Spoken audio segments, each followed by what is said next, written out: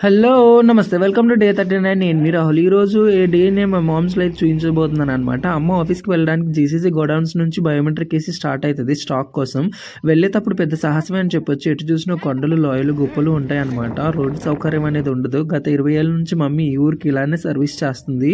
So, వీళ్ళ దగ్గరికి ఒక ఊరు దగ్గరకి ఆగి సర్వే కండక్ట్ చేస్తుందనమాట. అమ్మ ఇక్కడ నుంచి వేరే ఊరికెళ్ళాలి. అక్కడ వర్క్ ప్లేస్ అమ్మది. అక్కడ అంగన్వాడీ సెంటర్ ఉంటది. పిల్లలు చూడండి చెట్లెక్కి ఎంత చక్కగా ఆడుకుంటున్నారో. ఆ పనసకాయలు చూసారా చెట్టు నిండా భలే ఉన్నాయి. మా అమ్మ అయితే ఎండను కూడా లెక్క చేయట్లేదు. అలా పనిచేస్తుంది. ఫైనల్లీ అమ్మ వర్క్ ప్లేస్‌కి అయితే వచ్చేసాం అంగన్వాడీ సెంటర్‌కి. దూరంగా చూడండి 2 ఇళ్ళే ఇక్కడ దూరంగానే ఇల్లు కట్టుకుంటారనమాట.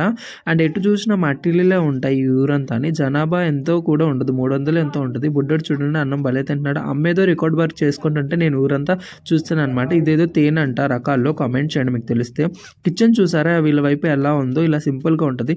అదేదో అనుకోనిరు అదే వాష్‌రూమ్ అనమాట. ఇటువైపు ఏమీ ఉండవు కాబట్టి అలానే గుడ్లు కట్టుకుంటారు.